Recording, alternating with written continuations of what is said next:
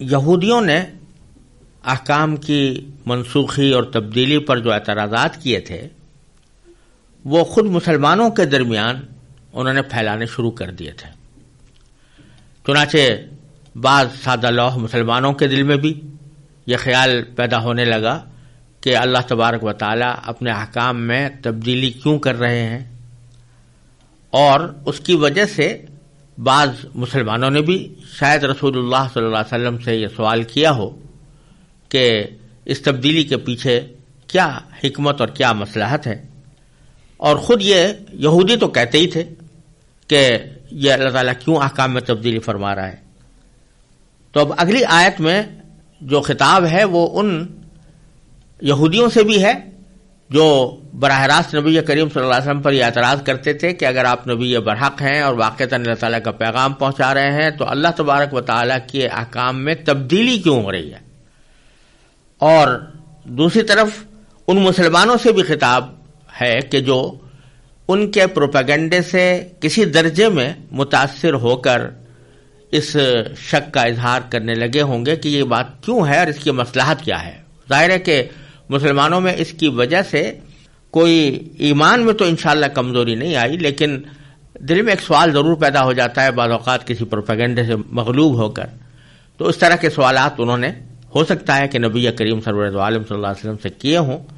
تو اگلی آیت میں اللہ تبارک و تعالی نے ان دونوں سوال کرنے والوں سے یہ خطاب فرمایا ہے کہ ام تریدون ان تسألوا رسولکم کما سئل موسیٰ من قبل، کیا تم یہ چاہتے ہو کہ اپنے رسول سے اسی قسم کے سوال کرو جیسے پہلے موسیٰ سے کیے جا چکے ہیں. یہ گزر چکا ہے کہ حضرت موسیٰ علیہ السلام سے یہودی بہت سے سوالات کیا کرتے تھے اور الٹے سیدھے سوالات بھی کرتے تھے، مطالبے بھی بڑے لغو قسم کے حضرت موسیٰ علیہ السلام کے سامنے پیش کرتے تھے، اور اس سے حضرت موسیٰ علیہ السلام کو بڑی تنگ دلی ہوتی تھی. تو اللہ تبارک و تعالیٰ یہاں فرما رہے ہیں کہ جس طرح موسیٰ علیہ السلام سے اس طرح کے بیہودہ سوالات کیے گئے تھے، کیا تم چاہتے ہو کہ اب تم اپنے رسول سے یعنی نبی کریم سرور عالم صلی اللہ علیہ وسلم سے بھی ویسے سوال کرو. وَمَن يَتَبَدَّلِ الْكُفْرَ بِالْإِيمَانِ فَقَدْ ضَلَّ سَوَاءَ السَّبِيلِ. پھر اللہ تعالیٰ اس کا انجام بتاتے ہیں کہ جو شخص ایمان کے بدلے کفر اختیار کرے وہ یقیناً سیدھے راستے سے بھٹک گیا. جب ایک شخص کو تم مان رہے ہو کہ یہ اللہ تبارک و تعالیٰ کا رسول ہے، پیغمبر ہے، اللہ تعالیٰ کی طرف سے اس کو احکام ملتے ہیں، تو اب اس کی ہر بات کو بے چون و چرا تسلیم کرنا چاہیے، اور اس پر کوئی اعتراض نکالنا یا اس پر شبہات وارد کرنا یہ ایک صاحب ایمان کا شیوا نہیں. تو اگر خدا نہ کرے اس قسم کے پروپیگنڈے سے متاثر ہو کر تمہارے ایمان ڈگمگا جائے تو یقیناً تم سیدھے راستے سے بھٹک جاؤ گے. پھر آگے اللہ تبارک و تعالیٰ نے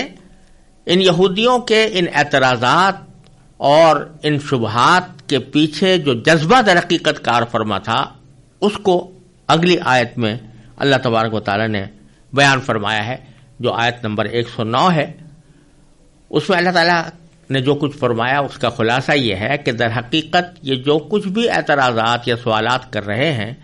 اس کی وجہ یہ نہیں ہے کہ واقعتاً عقلی طور پر یہ سوالات ہونے چاہیے یا وہ کسی واقعے کی تحقیق کرنے کے لیے یا حق تک پہنچنے کے لیے حق کے طلبگار کی طرح کوئی سوالات کر رہے ہوں، بلکہ حقیقت یہ ہے کہ ان کو ایک حسد ہے،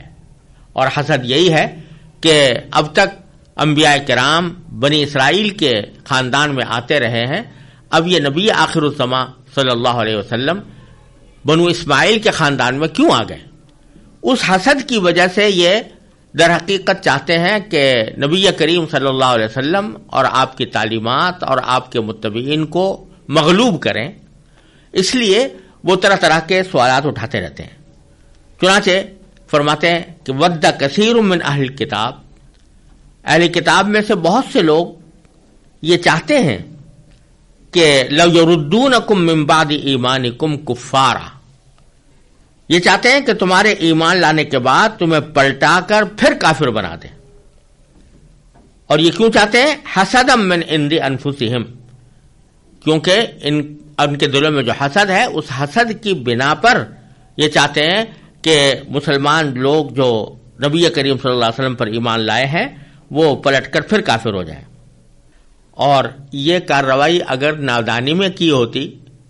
تو بھی قابل معافی ہو سکتی تھی، لیکن باری تعالیٰ فرماتا ہے من بعد ما تبین لہم الحق. یہ ساری سازشیں اور مسلمانوں کو ایمان سے پلٹانے کی کوششیں اور نبی کریم صلی اللہ علیہ وسلم پر اعتراضات، یہ اس بات کے باوجود ہو رہے ہیں کہ حق ان پر واضح ہو چکا ہے. یہ اپنے دلوں میں جانتے ہیں کہ نبی کریم صلی اللہ علیہ وسلم نبی برحق ہیں اور آپ کی تعلیمات واجب الاتباع ہیں، اس کے باوجود حسد کی وجہ سے آپ کی مخالفت کر رہے ہیں.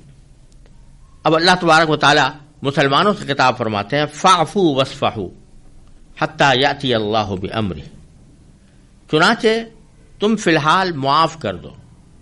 یعنی ان کی سازشوں کا کوئی انتقام فی الحال نہ لو، اور واصفحوا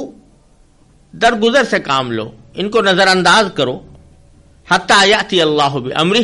یہاں تک کہ اللہ تعالی خود اپنا فیصلہ بھیج دے. یعنی ایک وقت آنے والا ہے جب یہ لوگ مغلوب اور مفتوح ہوں گے اور اللہ تبارک و تعالی خود ان سے بدلہ لے لے گا. لہذا فی الحال تمہیں ان سے انتقام لینے کی ضرورت نہیں. اور یہ بات کہ اللہ تبارک و تعالی ان سے کس طرح انتقام لے گا اور کس طرح ان کو اپنے کیے کی سزا بھگتنی ہوگی خود اس دنیا کے اندر، تو اس کی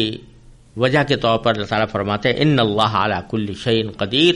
بے شک اللہ ہر چیز پر قادر ہے. لہذا وہ اس بات پر بھی قادر ہے کہ آج یہ لوگ جو طاقتور نظر آ رہے ہیں اور ان کے پاس بڑا مال و دولت ہے، یہ اپنی طاقت اور مال و دولت کے باوجود اللہ تبارک و تعالیٰ کے فیصلے کے مطابق یہ مغلوب ہو جائیں، مفتوح ہو جائیں. چنانچہ بعد میں ایسا ہی ہوا.